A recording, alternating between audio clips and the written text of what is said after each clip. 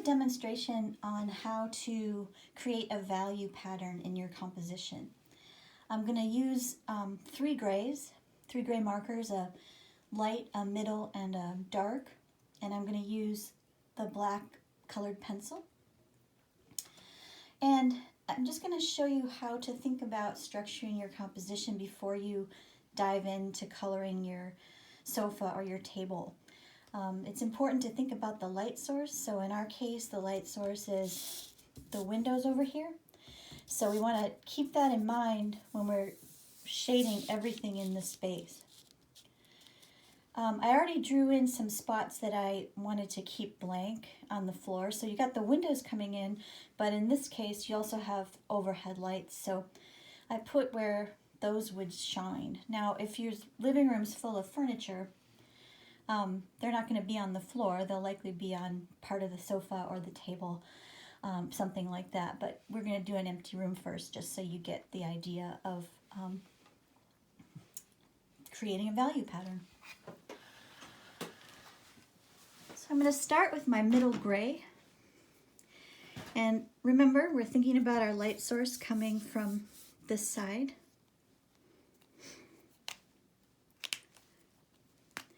And if the light is coming this way, then not a lot of light is going to hit up here.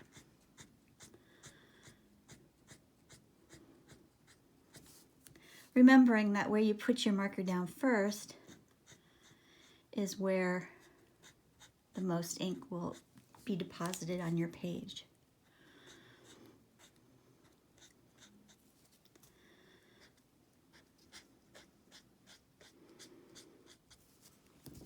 And then again, down on the floor, we're going to have some spots here where the light can't reach because of the architecture.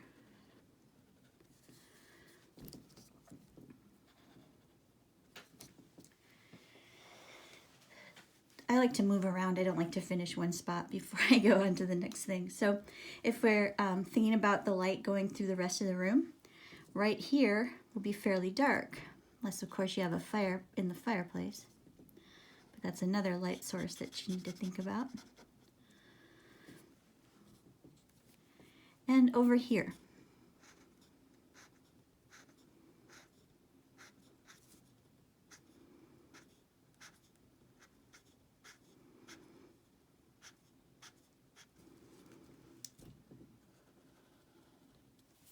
Now this wall over here, that's exactly where the light's coming in. So that would be one of your lightest spots. But in order to punch up the architecture, I am going to go into the seams where one plane hits another. So down here, probably not as much light.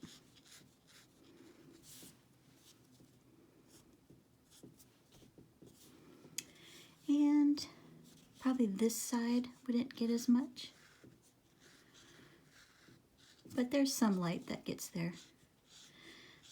So you want to think about surfaces not necessarily being uniform, except where they're exactly in shadow or exactly in highlight. So back in this space, I kind of want that space to fade back because I want to focus in the living room space here. So I would probably go pretty dark here.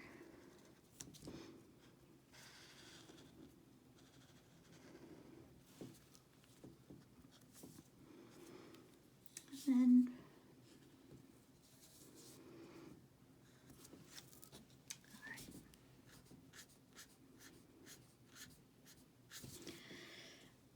okay. The other thing is that when just like where the window light is coming in, the edges that are kind of obstructed by the architecture isn't going to get a lot of light. That's the same with these light fixtures that shine down.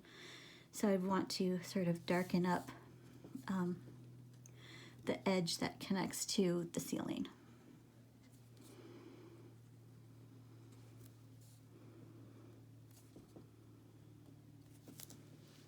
Okay.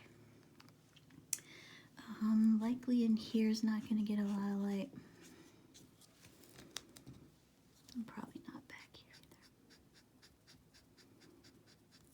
So go around in your space instead of working to finish one part. That way you remember to maintain a balance. And when you're doing this in your living room, probably you won't just be using grays, you'll probably be using other colors as well.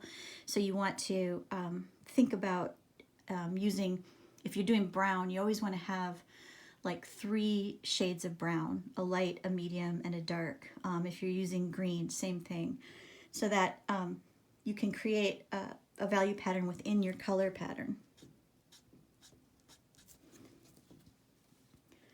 Okay, so these pillars, or these pieces of architecture that are by the windows, they're not going to see a lot of light on this side. So I'm going to go down like this. And I realize that I'm getting outside the lines, but these markers are super forgiving, and you can always tighten up with pencils or another dark line that you use with the markers in your straight edge.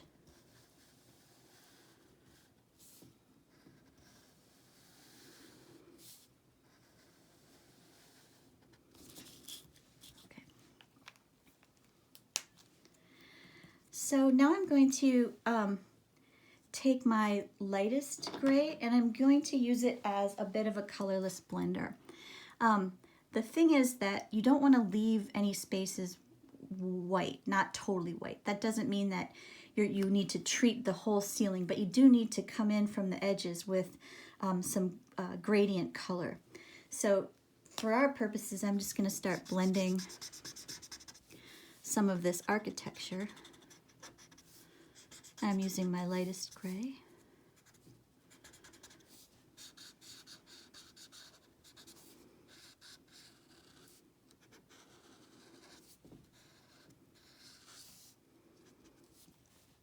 And if you want to give yourself a value pattern, you can always use your lightest gray, and that can be covered by any colors you're using. So if you wanted to go in and figure out a value pattern in your lightest gray, then you would know where the darkest parts and where the lightest parts would be.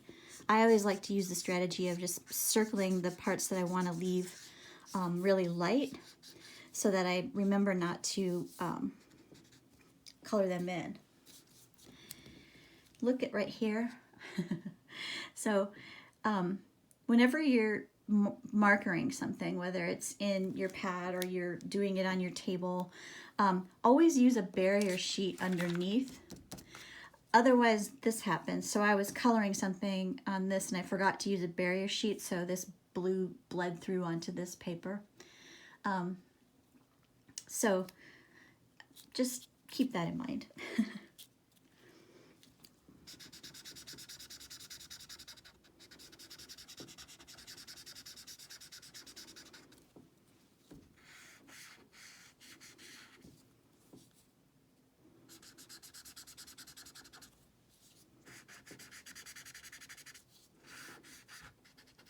And when you use 3 different, they tell painters if you're trying to create hair or skin, you need at least 3 shades of the same or similar color in order to get a realistic rendering of that.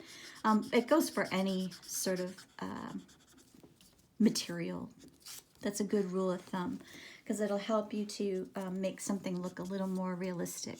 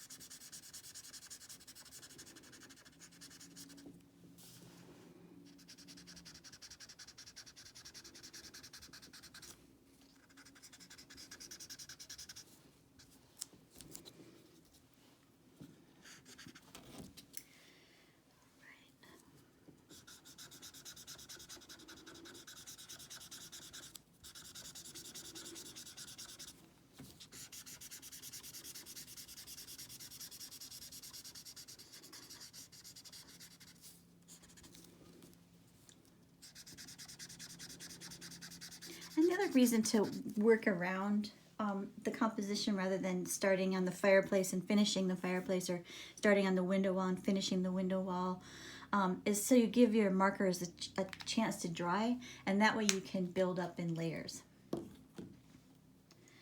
I'm going to go back to my middle gray again, and I'm going to remember that there's cast shadows from things, right? So obviously there'll be a cast shadow if your sofa was over here, if your chair was over here. But there's also cast shadows from the architecture. So I want to put those in.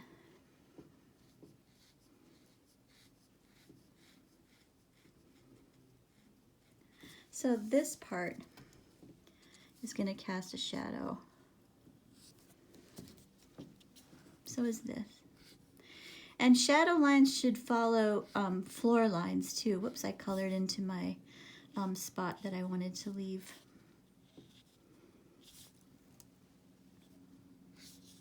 But that's okay.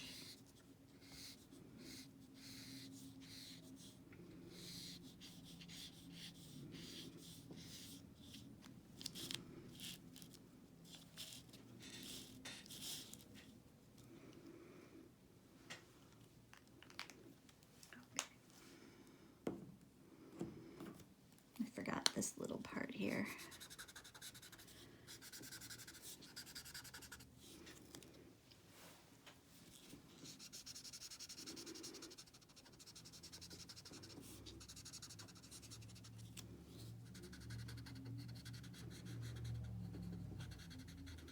Back and forth.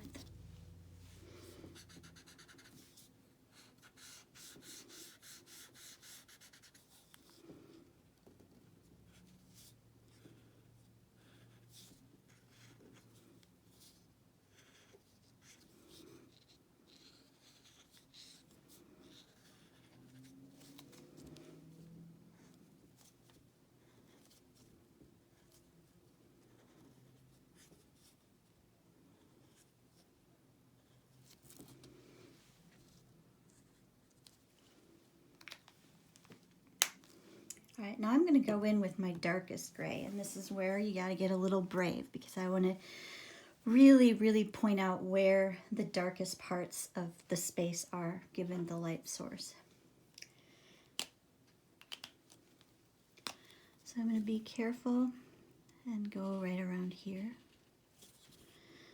Punch up a little bit of the architecture where surfaces meet other surfaces and planes meet other planes. Or seams meet seams in terms of your furniture. Those are good places to get very dark.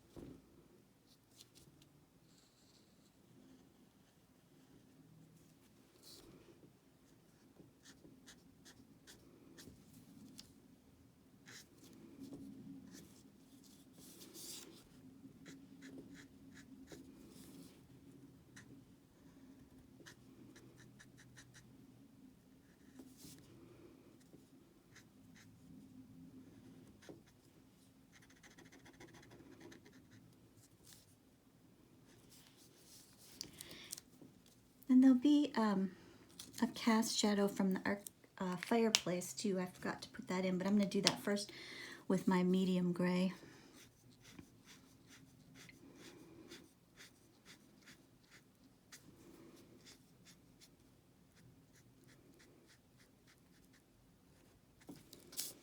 Oops. Okay, back to my dark gray. I want to feather out the shadows here and really deepen them out from these cast shadows. Drawings look so much better, more professional, more elegant if you have a really brave, wide-ranging value pattern.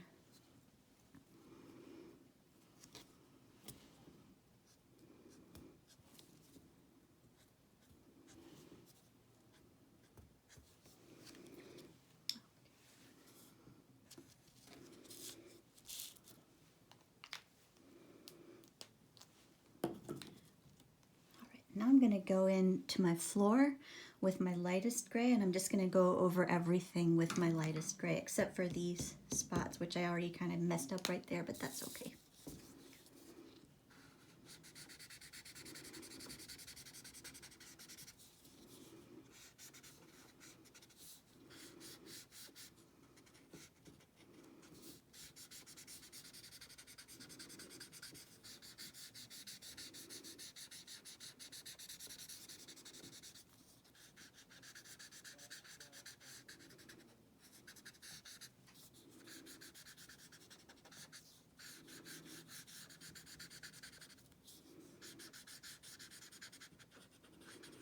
You can always go in with your colorless blender too if you'd like, and I'll show you what I'm going to do with that in a sec.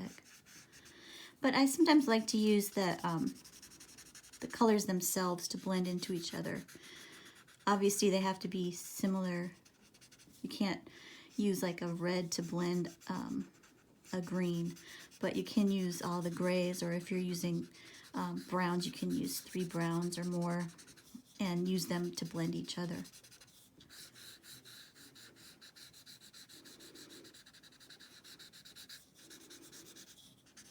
That stupid spot.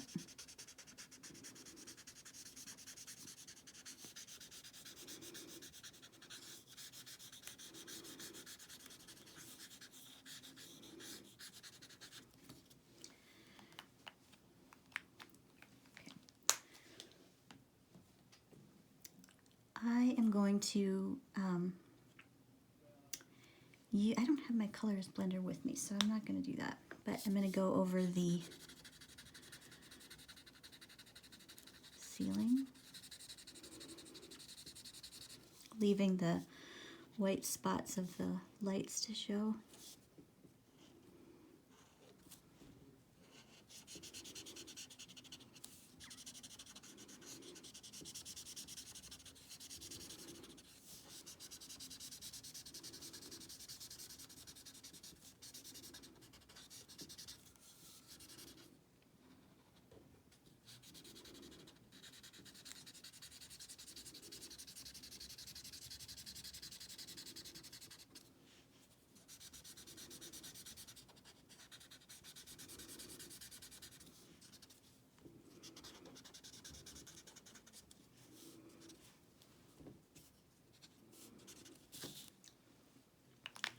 Okay, I'm going to take a look. Usually it's good to step back and see where you're at. Sometimes it helps to squint your eyes a little bit so you can see what kind of value pattern you have going and if you want more. So I'm looking at it, and I'm going to go back in with my middle gray again and just play around with changing a little bit of values on surfaces so they don't look so uniform. Always paying attention to where my light source is.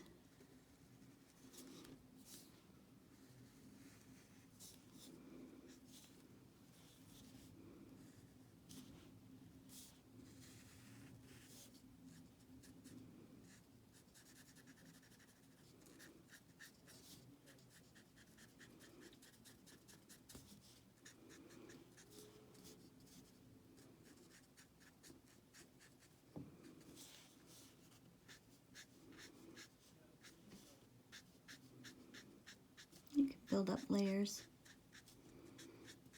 going back and forth.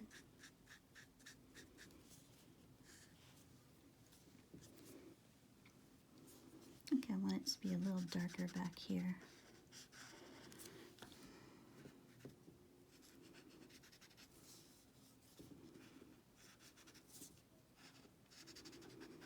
We'll talk more about this later, but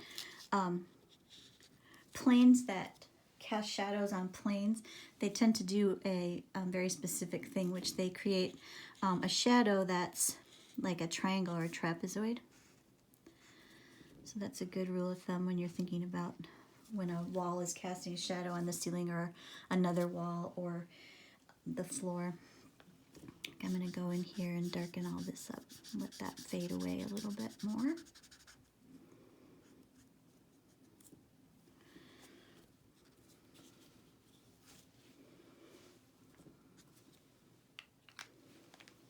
Okay, I'm going to go back in with my lightest again and blend blend.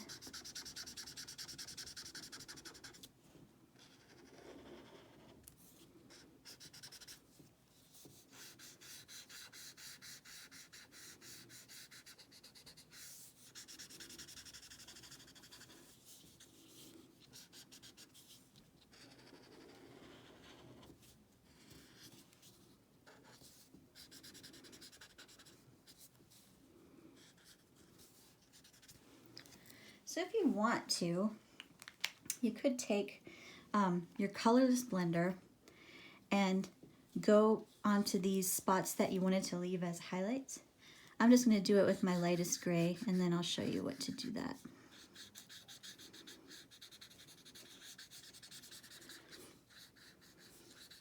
But I wait till the end because when you're building the layers, you can go over other parts and darken them up, and that will also help the lighter parts to stay light. I'm not going to do that with the actual lights. I'm just going to leave those. Okay, so now I want to take my pencil work, and I'm just going to find places where I want to give a little more detail.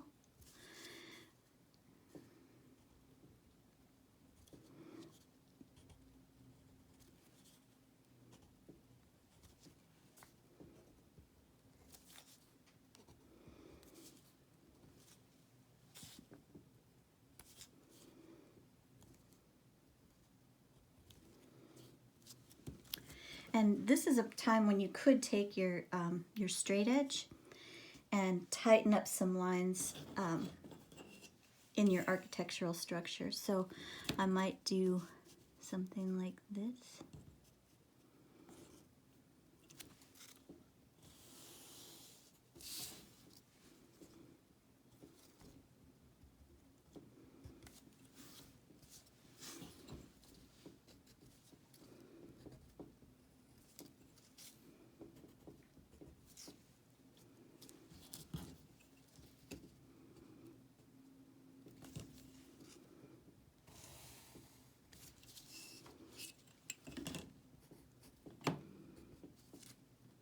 Oops, no wonder.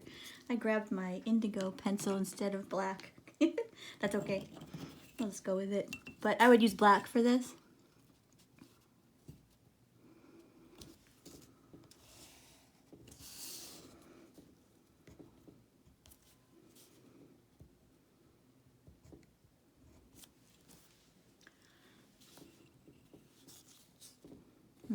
I'm not, my favorite thing is not using the straight edge, but obviously you can do that if you prefer. I'm going to grab my black one now. Alright, so I might go in here.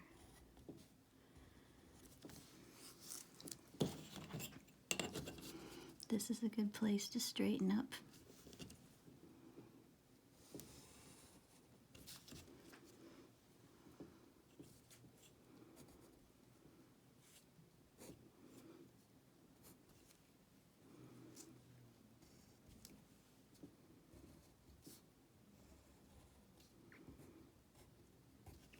And you never want a full contour line of the same weight going around stuff, creating kind of a flattening. You want to vary your line weights and not circle everything.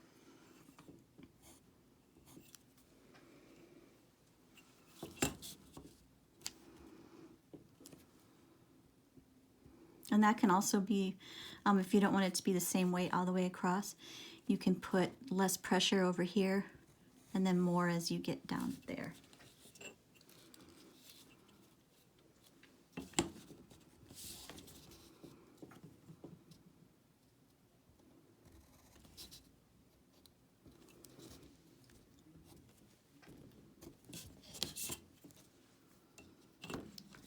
Okay, so I think I might, yeah, let me switch to my white pencil. So now I want to, like, one of the things you can do is smudge around on highlights. And that's best done with over a marker layer. So Probably for this, if I had had my colorless blender, I would have done that first instead of using the gray. But it would matter sort of less when you're using a wider color range, like in your browns and blues. Colorless blender can give you a layer of solvent.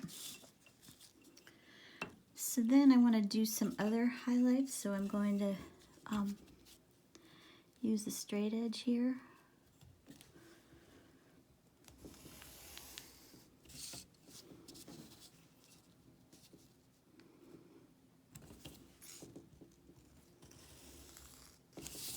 Well, my pencil's not being very sharp right now.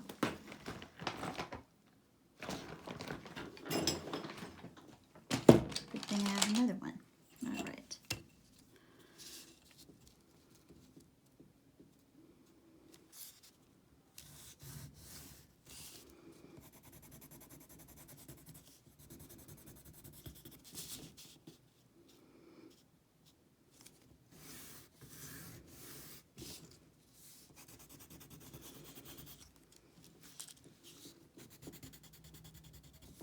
So anywhere you want to create, a little more highlight. You can only do so much with the colored pencil once you've colored everything, but you can do some. So don't rely on it too much. You need to rely mostly on leaving things light with the marker layer rather than being able to go back and turn them white again.